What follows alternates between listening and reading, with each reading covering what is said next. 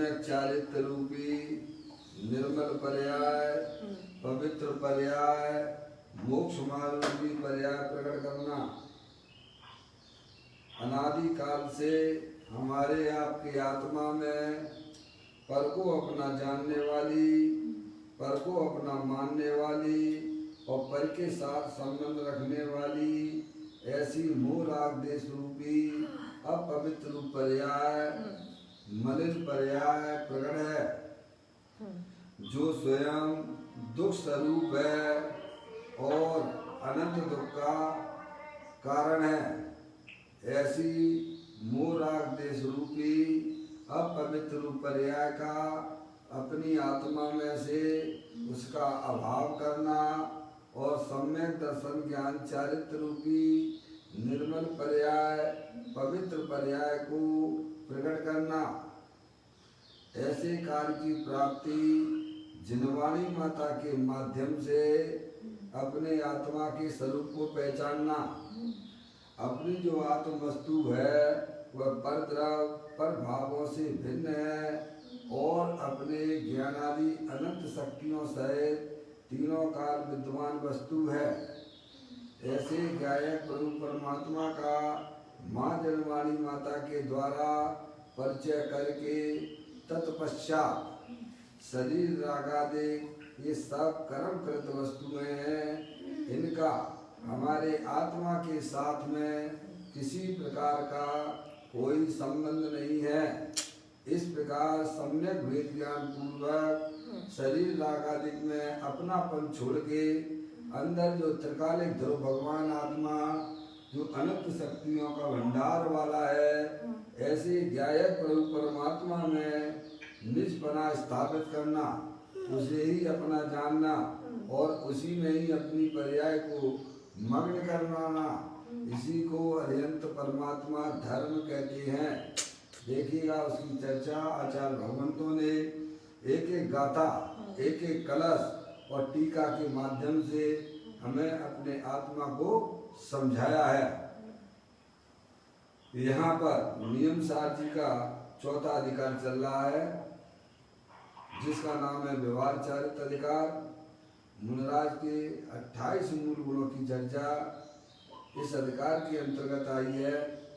यहाँ पर 64वें नंबर की गाथा चल रही है। मुनिराज के आदान निक्षेपण समिति की चर्चा है, उसका अपन प्रारंभिक पाठ करते हुए आगे उस चर्चा को समझते हैं। पुस्तक कमंडल आदि निक्षेपण ग्रहण करते यति होता प्रयत परिणाम व आदान निक्षेपण समिति। क्या कहते हैं कि पुस्तक कमंडल आदि लेने रखने संबंधी प्रयत्न परिणाम वह आदान निक्षेपण समिति है। क्या कहते हैं आचार्य कुमकुम देव? ये पुस्तक कमंडल आदि है, आदि में क्या लेना? पीछे लेना है, लेने रखने संबंधी प्रयत्न परिणाम।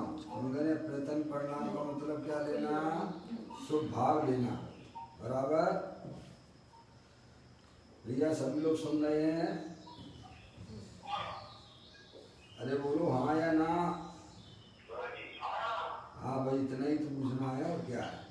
समझ में आया? जो कहते पुस्तक कमंडल आदि, आदि में लेना पीछे ओर है, लेने रखने संबंधी प्रयत्न परिणाम। प्रयत्न परिणाम का मतलब होता है शुभ परिणाम। वह आदान निक्षेपण समिति है, उसे व्यवहार से आदान निक्षेपण समिति कहते हैं। मैंने आप और व्यवहार आदान निक्षेपण समिति जब कहलाती है जब मुनिराज को उसकी भूमिका के अनुसार शुद्ध उपयोग साथ में हो। अगर शुद्ध उपयोग साथ में नहीं है तो वह शुभ भाव का परिणाम, 28 मूल गुण पालने का परिणाम, वह शुभ परिणाम व्यवहार से भी आदान निक्षेपण समिति नहीं होता है। समझ नहीं आप? एक ऐसी कुछ बातें हैं, देखिएगा। अब आगे इस चर्चा को अपन पढ़ते हैं। पेज नंबर आप निकाल लीजिए। फिर बच्चा रतन चिंतामणि चल रहा है 146 पृष्ठ पर देखें, 146 पर है नहीं, 146 पर देखें। पदम प्रबलधारी देव मुनिराज की यह लाइन है उन्होंने टीका में लिखी है। अभ्यंतर उपकरण भूत निज परम तत्व को प्रकाशित करने में चतुर, ऐसा जो निरुपाधि स्वरूप सहज ज्ञान उसके अतिरिक्त अन्य कुछ उन्हें उपाधि नहीं है। कैसे होते हैं मुनिराज, उसकी बात कर रहे हैं भैया। अभ्यंतर उपकरण भूत क्या है, निज परम तत्व को प्रकाशित करने में चतुर है भैया। ऐसा जो निरुपाधि स्वरूप सहज ज्ञान उसके अतिरिक्त अन्य कुछ उन्हें उपाधि नहीं। ये है चतुर की संज्ञा, तो ये है अगर आप अरिहंत परमात्मा उसको चतुर कहती हैं। किसको चतुर कहते हैं, जो अपने निज परम तत्व को प्रकाशित करे। क्या भैया मौसी, चतुराई किसी कही गई है, जो परम तत्व को जो अपने गायक प्रभु परमात्मा को पर्याय में प्रकट करे उसका नाम चतुर है। बाकी सब बेवकूफ हैं, पागल हैं, 484 लाख योनियों में परिभ्रमण करा रहे हैं। समझ में आया भैया, समझ लेना चाहिए। दुनिया की चतुराई या मोक्ष मार्ग में उसे बेवकूफी कहते हैं। क्या क्यों, क्योंकि तो है तो सिद्ध समान भगवान आत्मा, सिद्धि की सामर्थ्य वाला है, और फिर भी दर दर पंचेंद्रिय के विषयों से भीख मांग रहा है। क्या कर रहा है, मैं तो चतुर है क्या सियाना कहलाएगा तो बोलो।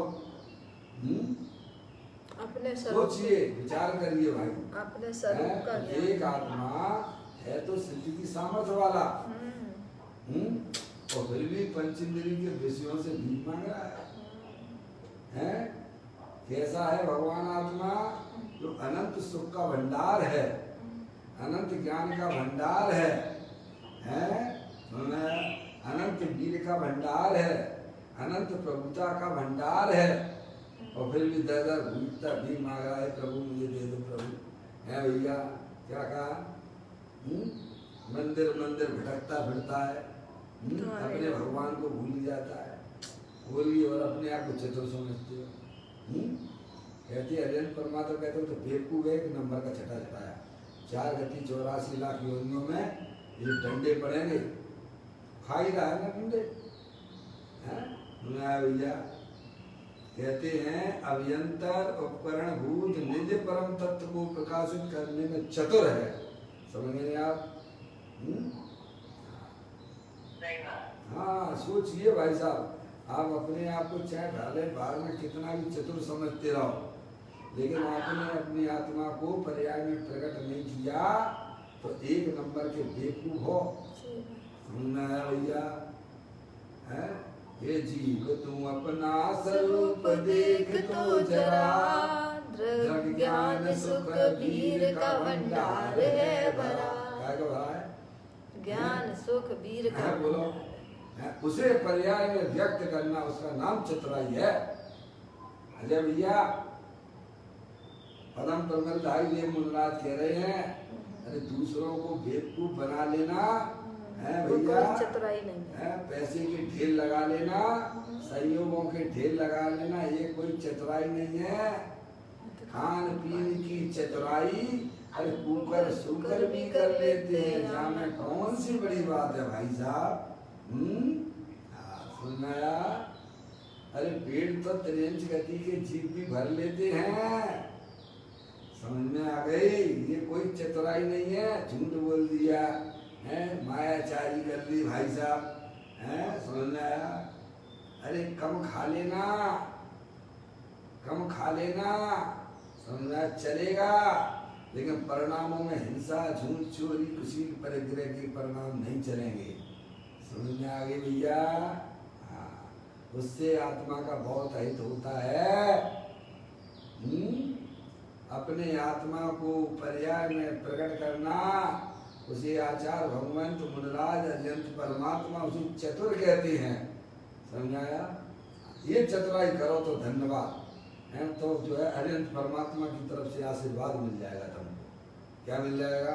बेटे बहुत बढ़िया, समझ में आया? ये तुमने बहुत अच्छा काम किया है। जो समस्त अज्ञानी जीव ये काम नहीं कर पा रहे हैं और तूने अपनी पर्याय में ये काम कर लिया। क्या कहा? तो धन्यवाद मिलेगा, भगवान का आशीर्वाद मिल जाएगा। समझ में आ गई भैया? हाँ, भगवान का आशीर्वाद चाहिए कि नहीं चाहिए? है? तो भगवान का आशीर्वाद ऐसे मिलता है। समझा? जो भगवान ने पर्याय में काम किया है, वो काम तुमने अगर प्रारंभ कर दिया, भले ही अभी भगवान तक ना पहुंचो, कोई बात नहीं है। सही बात है। ध्यान में तो लग गए हो ना? है, जिसका सेवन अत्यंत परमात्मा करते हैं, जिसका सेवन सिद्ध परमात्मा करते हैं, जिसका सेवन साधु परमेष्ठी करते हैं, जिसका सेवन समस्त समय दृष्टि जीव करते हैं, वो तुमने अगर चालू कर दिया तो धन्यवाद के पात्र हो जाओगे भाई साहब। नहीं तो 4 गति 84 लाख के डंडे पड़ेंगे। समझ आया भैया? हाँ, ऐसी बात है भैया। देखो यहाँ लिखा, स्पष्ट लिखा, अभ्यंतर उपकरण भूत निज परम तत्व को। निज यानी आपको भैया, निज का मतलब क्या होता है? निज का मतलब स्वयं। निज का मतलब स्वयं। स्वयं, पहले निज का मतलब स्वयं है मौसी। निज का मतलब स्वयं। स्वयं यानी कौन हो? आत्मा हो, शुद्धात्मा हो, अनंत शक्तियों के भंडार वाले हो। क्या भाई? क्या लेना? निज का मतलब स्वयं है। स्वयं का मतलब होता है शुद्धात्मा। मैं मनुष्य नहीं हूँ, मैं स्त्री नहीं हूँ, मैं रागी द्वेषी नहीं हूँ। ये तो सब कर्म करत वस्तुएं हैं। इनसे निराला मेरा चेतनेश्वर भगवान आत्मा, जो अनंत शक्तियों के भंडार वाला है। पापा है? कितने भंडार हैं आपके पास में? सोने के, चांदी के, रुपया पैसे के? सब माटी दूध है। उनमें तो लेके ये सलाई लेके आग लगा देना। 24 घंटे हम जिसके पीछे भागा करते हैं, मालूम पड़ा हम तो बेवकूफ निकले। क्या निकले? पूरी जिंदगी लगा दी हमने संयोगों को इकट्ठा करने में, और भगवान के पास गए, भगवान कहेंगे 1 नंबर के बेवकूफ है। तुझे मनुष्य पर्याय मिली थी तो काय के लिए मिली थी? कि अपने चेतनेश्वर भगवान आत्मा को पर्याय में व्यक्त करने के लिए मिली थी। है भैया?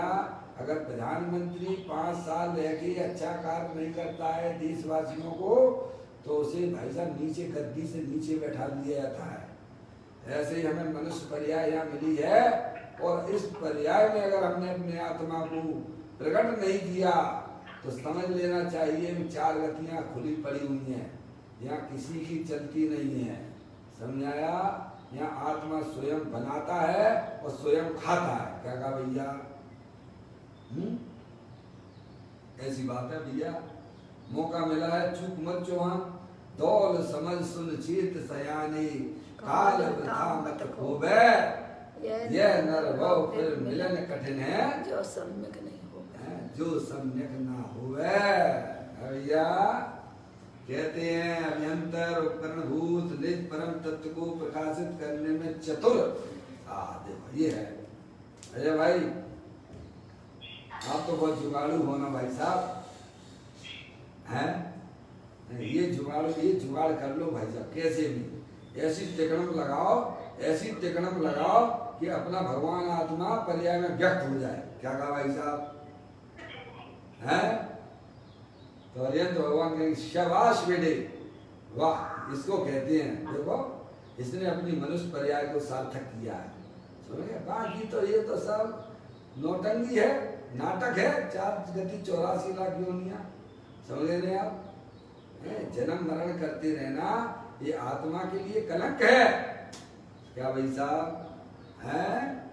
इस शरीर रूपी जेल से अगर विदा प्राप्त करनी है तो अपने भगवान आत्मा को जानना पड़ेगा। अपने जानना ही नहीं पड़ेगा, उसे पर्याय में व्यक्त भी करना पड़ेगा। क्या भाई साहब? जानने से भी काम नहीं चलेगा मौसी। हाँ नहीं तो अपन को कोई पीएचडी थोड़ा लेना है क्या भैया? कोई सर्टिफिकेट लेने के लिए स्वाध्याय करते हैं क्या? हैं? अपनी आत्मा को पर्याय में व्यक्त करने के लिए स्वाध्याय किया जाता है। समझ में आया भैया? ये काम अगर हमने प्रारंभ नहीं किया, भाई साहब देख लो देश की हालत देख दो है क्या हो रही है। अभी तो कुछ भी नहीं है, अभी तो स्टार्टिंग है अरे भैया। पूरे विश्व की हालत क्या हो रही है, अभी तो स्टार्टिंग है। ये पंचम काल तो अभी चालू हुआ है, अभी तो शेष बाकी है। कितना पंचम काल भैया कितने कितने हजार साल का होता है? 21,000 का सुख भैया है। 21,000 वर्ष है। और अभी कितने साल हो गए भैया पंचम काल को? 2,500 वर्ष ही निकले हैं। 2,500 वर्ष हुए भाई साहब। 21 में से 2.5 निकाल दो तो कितने बचते हैं? 21 18 है भैया। ये तो स्टार्टिंग है, देख लो। कल जो है क्या समय राजा बना हुआ व्यक्ति आज भिखारी हो गया है?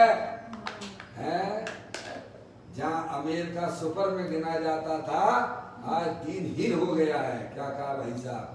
समझ में आया? इस कर्म की चाल को पहचानने का प्रयत्न करना, सही बात है। अंदर में अपने भगवान आत्मा को पर्याय में व्यक्त करना, इसका नाम चतुराई है।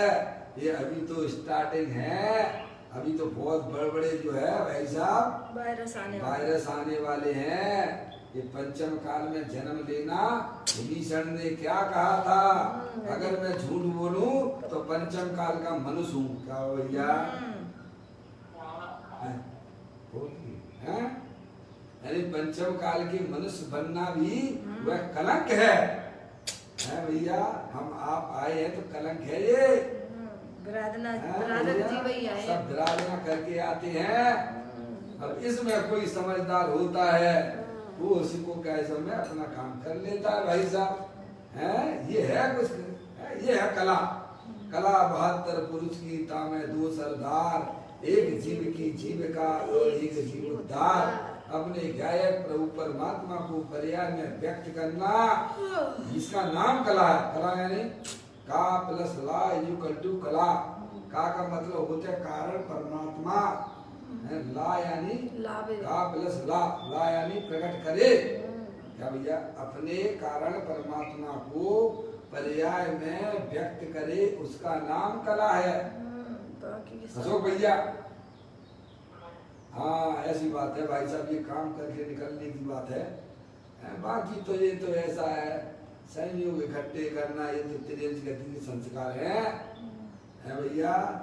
तिरंज गति में ना जाना हो तो भाई साहब ये काम हमें आपको सबको प्रारंभ करना ही पड़ेगा। समझ आया भैया? तिरंज गति के तुम देखो या मनुष्यों की भी हालत क्या हो गई है। देखो कोरोना वायरस के कारण से हमारे आपकी आंखों से कोई छुपी हुई बातें हो तो बताइए भाई साहब। तब भी हमें अपने पर्याय में वैराग नहीं आता। क्या समझ में आया भैया? ये कितने दिन चलेगा ये सब? हो तो अनादि अनंत होना प्रभु। वर्तमान पर्याय जितना क्यों देखते हो अपने आप को? कहते हैं अभियंता उपकरण भूत निज परम तत्व को प्रकाशित करने में चतुर है। वाह शब्द देखो कितना बढ़िया लिया है भैया। ऐसा जो निरुपाधि स्वरूप, कैसा है अपना भगवान आत्मा? निरुपाधि स्वरूप, जिससे किसी भी प्रकार की उपाधि नहीं, द्रव कर्म भाव कर्म 9 कर्म की उपाधियों से रहित। कैसा है भगवान आत्मा? आदि व्याधि उपाधि परम समाधि। द्रव कर्म भाव कर्म 9 कर्म की उपाधियों से भी रहित, आदि व्याधि उपाधि रहित परम समाधि। मेरा भगवान आत्मा तीनों काल विद्यमान है, कहीं से लाना नहीं है भैया। कहते हैं निरुपाधि स्वरूप सहज ज्ञान, उसके अतिरिक्त अन्य कुछ उन्हें उपाधि नहीं है भैया। उसके अतिरिक्त समझ गए ना? राग की पर्याय, चाहे भले ही शुभ राग की पर्याय हो, अरे पाप के परिणाम तो जिंदगी में उपाधि हो नहीं सकते हैं। समझ में आया? या ज्ञानियों को पुण्य के परिणाम भी उपाधि रूप से भाषित नहीं होते हैं। उन्हें तो उपाधि रूप से भाषित होता है तो अपना वह त्रिकालिक ध्रुव भगवान आत्मा, अरे हर व्यक्ति को अपने घर में सुख दिखाई देता है। कहाँ दिखाई देता है? तभी तो भैया भगवान के अपने घर है। चाहे दुनिया में कहीं भी घूम लेना, अपना घर सबसे प्यारा है भैया। एक चिड़िया के बच्चे चार, पंख पसारे निकले बाहर, पूरब को पश्चिम से जार, उत्तर से दक्षिण को जार, आकर माँ को हाल सुना, देख लिया सारा संसार, अपना घर है सबसे प्यारा। क्या भैया? अपना चेतन सर्वमान आत्मा, निरुपाधि स्वरूप वाला, तीन्द्रिय आनंद स्वरूप वाला, वही मेरे सुख का धाम है, वही उसे रहना अच्छा लगता है। समझा भैया? वही उपाधि है। राग तो विजाति तत्व है। क्या है भाई साहब?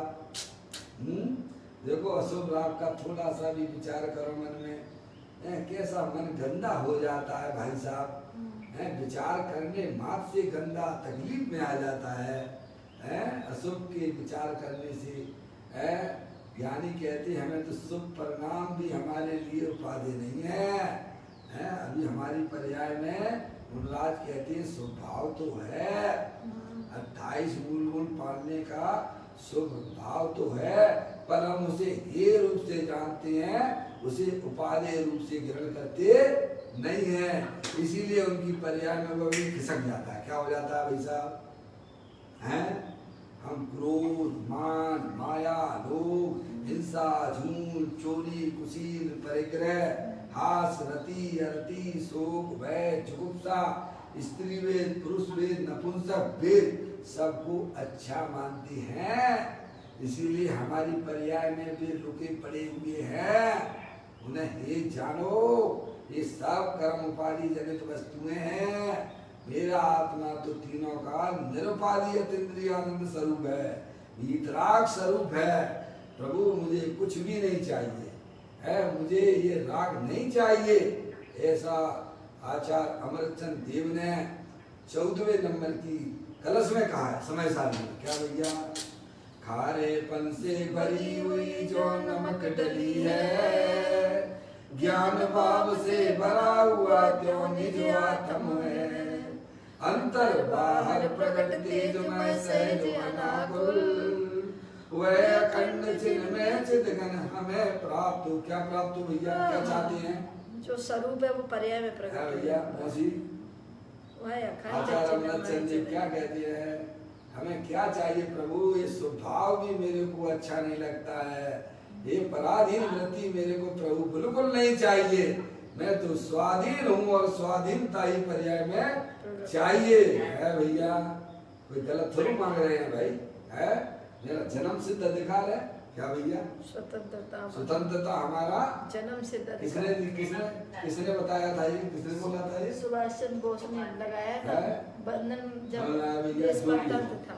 लोकमान्य तिलक हो या सुभाष चंद्र बोस हो, जो भी हो है भैया, है मैं स्वतंत्रता हमारा अधिकार है, जन्म सिद्ध अधिकार है। क्या भैया? समझ में आया?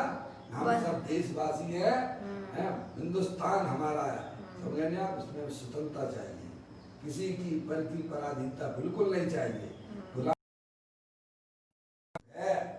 अब देखिए, देखो अब कहते हैं कि अभियंतर उपकरण भूत सहज ज्ञान है। सहज ज्ञान का मतलब जो किसी ने बनाया नहीं है ज्ञान को, है भैया, अकृत्रिम है। समझ में आ? सही बात है। किसी के द्वारा बनाया हुआ होता है वो सहज नहीं होता है। सहज ज्ञान, सहज ज्ञान, ज्ञान में का समय कोई कष्ट हो तो वह ज्ञान ज्ञान नहीं कहलाता है। ऐसा सहज ज्ञान निरुपाधि स्वरूप है और वह मुनि का उपकरण है। क्या है? अभ्यंतर उपकरण भूत सहज ज्ञान है। क्या भैया? है वह मुनिराज का क्या है? उपकरण है। पूर्णानंद स्वरूप अखंड अभेद। अभेद निज परम तत्व को प्रकाशित करने में चतुर, ऐसा जो यह निरुपाधि स्वरूप स्वाभाविक ज्ञान है उसे पूर्ण ज्ञानानंद स्वरूप है। जो पूर्ण ज्ञानानंद स्वरूप है वह एक ही मुनि को उपाधि है। क्या भैया डॉक्टर साहब हैं, क्या उपाधि होना चाहिए? हैं, भगवान कह के भगवान अपन को भगवान कह रहे हैं तो हमारे लिए आनंदित वाली बात है ना। हैं, अगर अपन कोई गाली आली दे तो समझ में आता है। हैं, भगवान हमसे कह रहे तुम तो भगवान स्वरूप हो है भैया, उसका सेवन करो। अब कैसे कर सकते हो? इसमें अपनी तिकड़म लगाना पड़ेगी भाई साहब। क्या कहा? हाँ समझ में आया भैया? ऐसा है डॉक्टर साहब, बहुत सुंदर है। माँ धनवाणी माता का स्वाध्याय और उसके द्वारा किया गया चिंतन है भैया, बहुत अच्छा है भैया। कहते हैं जो पूर्ण ज्ञानानंद स्वरूप है वह एक ही मुनि को उपाधि है, और जो मुनि को उपाधि है वो हमें भी उपाधि होना चाहिए। है मुनराज अच्छी चीज खाती है ना, अरे बड़े लोग अच्छी चीज खाएं तो अपना मुंह भी कैसा हो जाता है भाई साहब। अच्छा नहीं लगता है कोई बड़ा व्यक्ति अच्छी चीज सामने खा रहा हो और अपन वहाँ बैठे हो तो अपना मन कैसा होता होगा? अरे बोलो ललचाने लगता है। कैसे ललचाता है कि नहीं मौसी है? तो यहाँ मुनराज इतनी बढ़िया चीज का सेवन कर रहे हैं तो अपना मन क्यों नहीं ललचाता है भैया? इससे बढ़िया चीज दुनिया में नहीं मिलेगी। इतना भी घुमाना और अनादि कल से कल क्या रहे हो, घूमे ही तो रहे हो ना है भाई साहब। ना भूतो ना भविष्य थी, कभी इससे अच्छी चीज ना थी और ना भैया। देखो दिया तले अंधेरा हो रहा है, गजब हो रहा है। क्या भाई साहब? दिया तले ही अंधेरा हो रहा है। अरे मेरे घर में वो चीज पड़ी हुई है, हम कभी भी उधर देखते ही नहीं है। क्या हो रहा है? श्रीमद राजचंद जी कहती है देखो भैया, किसी ने पूछा उनसे, महाराज जी हैं आप जो है आपका ये शरीर इतना दुबला पतला क्यों है? तो वो कहती है देखो हमारे दो खेत हैं। कितने? दो खेत हैं। दो खेत हैं, एक ज्ञान का खेत है, एक जड़ का खेत है। क्या है भैया?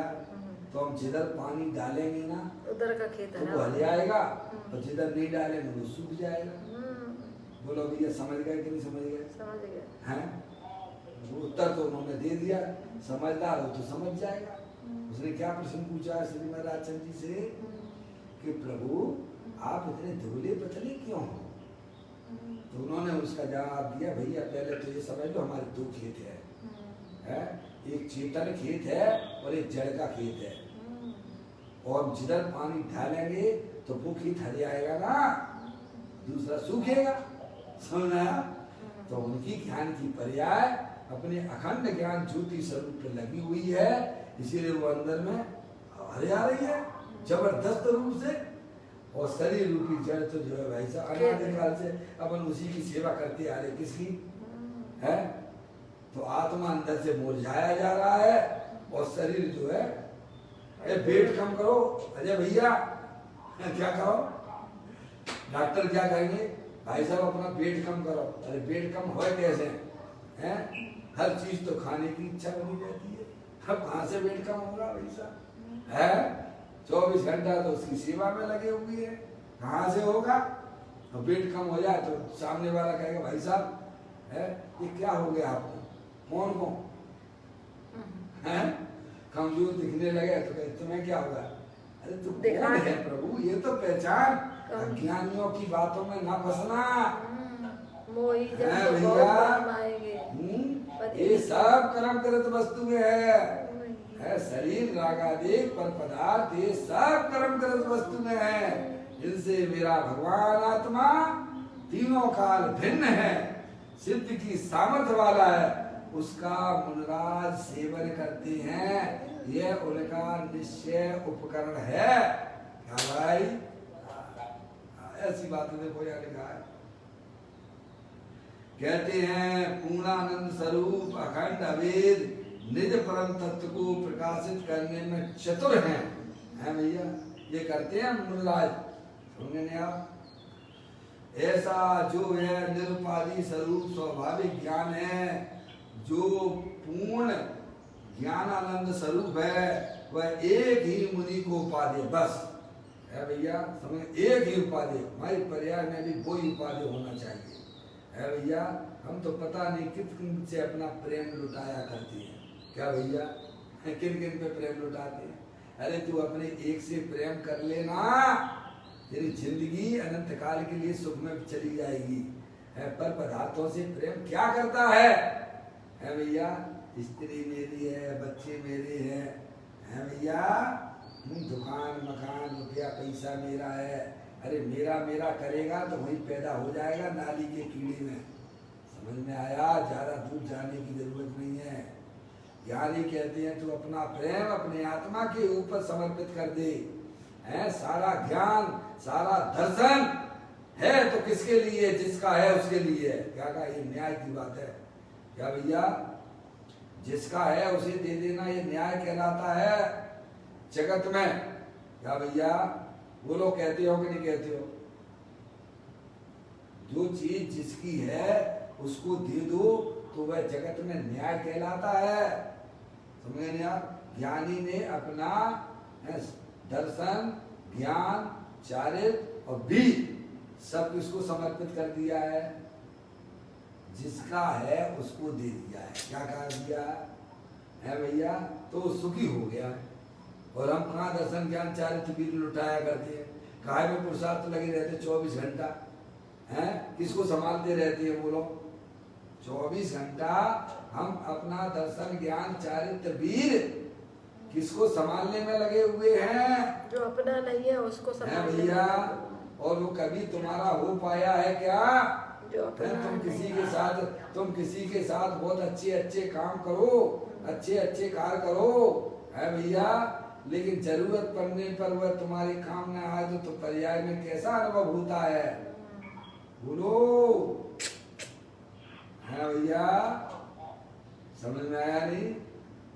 ज्ञानी कहते हैं तुम पर को कितना भी अपना मानते रहो पर वह तुम्हारा कभी हो सकता नहीं है। ऐसा ज्ञानियों ने सम्यक वेद ज्ञान अपनी पर्याय में प्रकट किया है। ये शरीर रागादि हम चाहे कितना भी ने अपना मानते रहे पर वह हमारे कभी हो सकते नहीं है। इसीलिए वहां से उसने अपनी दृष्टि को मोड़ लिया है, क्या भैया। अंदर में जो चेतने सर्वमान आत्मा जो अनंत शक्तियों के भंडार वाला है, बस वहां वह ज्ञान वापस आ गया। क्या आ गया भैया, है भैया। कहते हैं जो पूर्णानंद जो पूर्ण ज्ञानानंद स्वरूप है वह एक ही मुनि को उपाधि है, इसके अतिरिक्त वर्तमान पर्याय भी उपाधि नहीं है। लो भाई साहब क्या कह दिया, पर पदार्थ तो उपाधि है नहीं है भैया। राग भी उपाधि नहीं है, क्या भैया। और जो वर्तमान पर्याय है ना उत्पाद व्यवहारी है भैया, है तो वो आत्मा की, पर वह भी उसे उपाधि नहीं है। पर वह पर्याय को अपना त्रिकालिक ध्रुव भगवान आत्मा उपाधि है। जो शीलवती स्त्रियां हुआ करती हैं दुनिया में, कितने भी पुरुष क्यों ना हो, पर वे अपनी नियत खराब नहीं करती हैं। उनके लिए तो उनका पति ही उपाधि हुआ करता है। इसीलिए पर्याय को अपना त्रिकालिक ध्रुव भगवान आत्मा जो अनंत शक्तियों के भंडार वाला है, उसे कोई भी चीज कोई भी पदार्थ उसे उपाधि रूप से भाषित होता नहीं है। मेरा तो एक आत्म ममत जो कीना और सभी हैं भिन्न। समझ गए, ऐसी बात है भाई साहब। पर्याय को एक जजना चाहिए कि दुनिया में अगर कोई स्थायी रूप से सहारा देने वाला है तो वह तेरा त्रिकालिक ध्रुव भगवान आत्मा है। क्या कहा भाई साहब, जब तक पर्याय में इस प्रकार की व्यवस्था नहीं जनती है तब तक ठोकरें खाती फिरती है। क्या कहा भाई साहब पप्पू भैया, पर्याय को अगर कोई सहारा देने लायक है तो उसका वह स्थायी तत्व अपना भगवान आत्मा जो देव देवर में विराजमान है, समझ गए आप? इसीलिए ज्ञानियों को पर्याय भी उपाधि नहीं होती है, क्योंकि पर्याय तो क्षण भंगुर तत्व है। क्या भाई साहब? उसका जब तुम आश्रय लेने जाओगे है भैया, तो वो तो गायब हो जाएगी। क्या हो जाएगी? बोलो किसका सहारा लोगे आप? हैं? स्थायी वस्तु का सहारा लिया जाता है ना। अनादि काल से हमारी आपकी सबकी पर्याय संयोग राग पर्याय के आश्रय पड़ी हुई है, इसीलिए पर्याय में पामरता है भैया।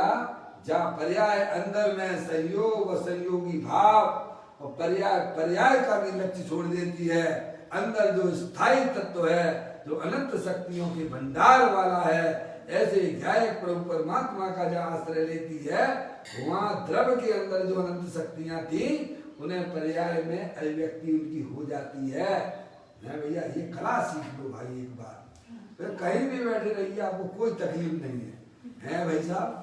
है ज्ञानी ऐसा कहते हैं। बस एक बार तो उस क्लास में आना पड़ेगा ना, एक बार तो सीखना पड़ेगा ना भाई साहब, है क्योंकि अनादि काल से बैरमुखी है ना आई। कहते हैं इसके अतिरिक्त वर्तमान पर्याय भी उपाधि नहीं है। समझे आप? हैं पर्याय को परद्रव्य तो उपाधि नहीं है, पर्याय को राग तो उपाधि नहीं है, पर्याय को पर्याय भी उपाधि नहीं है, पर्याय को तो त्रिकालिक ध्रुव भगवान आत्मा जो अनंत शक्तियों के भंडार वाला है, जो निरुपाधि स्वरूप वाला है, वह उसको उपाधि है। ये कह रहे हैं इसके अतिरिक्त वर्तमान पर्याय भी उपाधि नहीं है। अरे वस्तु की ऐसी स्थिति है, पहले यह निर्णय तो कर, पहले अपने विकल्पात्मक ज्ञान में इतना निर्णय तो कर कि तुझे सुखी कौन करेगा। सही बात है भैया। हम तो चल रहे वैसे ही चल दिए, उठ के चल देते हैं। वो है ना आपके छुल्लक धर्मदास जी, छुल्लक धर्मदास जी छुल्लक कहते हैं, समझाते हैं भैया देखो तुम्हें पुण्य करना हो तो करो, पाप करना हो तो करो, हम तुम्हें नहीं रोकते हैं। क्या कहते हैं वे? पुण्य करना हो तो करो, पाप करना हो तो करो, हम तुम्हें नहीं रोकते हैं। पर ध्यान रखिए तुम पुण्य पाप कर सकते हो कि नहीं कर सकते हो, इतना विचार तो कर सकते हो कि नहीं कर सकते हो, है भैया? हैं बताइए आप। कहते हैं ना अगर सोच समझ के अगर बिजनेस करते तो आज ये नुकसान नहीं उठाना पड़ता, ऐसा कहावत है ना लौकिक में, है भैया। तो ज्ञानी हमें यही तो समझा रहे हैं यहाँ पर। देखो इसके अतिरिक्त वर्तमान पर्याय भी उपाधि नहीं है। एक बात है, अरे वस्तु की ऐसी स्थिति है, पहले निर्णय तो कर ले। अपन बिजनेस प्रारंभ करते हैं तो उसके बाद वो करते हो कि नहीं करते हो? सब समझते ऐसे ही चालू कर लेते हो। तो बहुत चतुर। शादी भी करते हो तो ऐसे ही कर लेते हो। नहीं आजकल जवानी में तो बिल्कुल बच्चे नहीं करते हैं। समझ आया? है कितनी खोजबीन करता है, वो लोग निर्णय करता है कि वैसे ही आप अपने घर में कोई चीज लाते हो बिना निर्णय के लाते हो क्या? है कुछ दिन ठोक बजा के लाते हो, है 100-150 रुपए का मटका भी खरीदे हुए ना, है भैया? कितना निर्णय कितना दिमाग लगाते हो। तो यहाँ दिमाग क्यों नहीं लगाते हो? यहाँ क्यों नहीं चलता तुम्हारा दिमाग? क्योंकि वहाँ अपनापन दिख रहा है ना। और क्या भैया समझ में आई कि नहीं आई भैया? ज्ञानी कहते पहले निर्णय तो कर लो कि तुम्हारे लिए अगर कोई सुख देने वाली वस्तु है तो वह कौन देगा? पंचेंद्रिय के विषय तुझे सुख देंगे क्या कसाय तुझे सुख देंगी? है भैया? कभी हम निर्णय नहीं करते, कभी निर्णय नहीं करते, ऐसे ही चली जा रही गाड़ी है भैया। मंदिर में गए तो भैया भगवान की जाओ जाओ जाओ। क्या भैया? भैया संबित शेखर की बस जा रही है, ट्रेन जा रही है, चलो चलो चलो चलो चलो, फ्री का भंडा है, चलो चलो चलो चलो, है भैया? सोच लो, विचार लो, है समझ नहीं आप? पहले खूब निर्णय कर लो। इतना निर्णय तो हमें आपको करना पड़ेगा कि हमें सुख कौन दे सकता है और परमानेंट सुख कौन देगा। पंचेंद्रिय के विषय एक बाहर से सुख स्वरूप जरूर दिखाई देते होंगे, पर उनमें हमारा तुम्हारा किसी का सुख नहीं है। समझ में आया? त्रिकालिक सुख, अकृत्रिम सुख है भैया, प्राकृतिक सुख। ऐसा सुख के लिए हमारा मन तैयार हो है।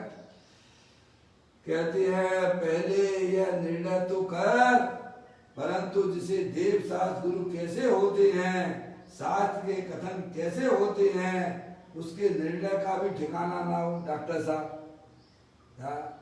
गंगा गए गंगादास, जमुना गए जमुनादास। अजय भैया जैसे देव शास्त्र गुरु का भी ठिकाना ना हो, आप मुझे ईमानदारी से बताओ, हैं आप अपनी आंख का इलाज हैं हर किसी डॉक्टर को दिखा देते हो? डॉक्टर तो बहुत है दुनिया में, नहीं दिखाते ना। तो यहाँ देश शास्त्र का निर्णय क्यों नहीं करते हैं, बताइए आप। अब उनकी बात हमें प्यारी कैसे लगेंगी? हमारी पर्याय में ऐसा क्या हो रहा है जो इस बात को स्वीकार नहीं करता है कि देव सच्चे कौन है? क्या भैया हैं, बताइए कितनी कीमती मनुष्य पर्याय है और कितने कितने अनंत काल बाद मिल रही है, उसमें हमें देव का भी निर्णय नहीं है। गजब हो गया। गुरु का भी निर्णय नहीं है। क्या कहा? बस भिखारी जैसे घूमते रहते हैं, भिखारियों जैसे। चलो भैया यही हमारे देव है, यही हमारे जो मिल गया है वही है। गंगा गए गंगादास, जमुना गए जमुनादास, और बस ऐसे खड़े रहे। खड़े रहोगे अनंत काल से खड़े हो तो अभी भी खड़े रहोगे। अरे निर्णय तो करो कि इस विश्व का अगर देव कैसा होता है, उसका क्या स्वरूप होता है। क्या इसमें कोई पैसा लग रहा है क्या? और इसमें डरने की क्या बात है? भैया हमें निर्णय करना चाहिए कि इस विश्व का भगवान कौन है, उसका क्या स्वरूप है। समंतबद्ध आचार्य देव कहते हैं हम ऐसे अरिहंत भगवान को नमस्कार नहीं करते हैं। समझ में आया? मैं उनकी भी परीक्षा करता हूँ। कौन कह रहा था? जो अगली 24वीं में 3 होने वाले हैं, ऐसे समंतबद्ध आचार्य देव ये आकाश में गमन करते हैं, तो भैया ये देव हो गए हैं ऐसा भी नहीं है। समूह शरण लगा हुआ है इसीलिए देव है।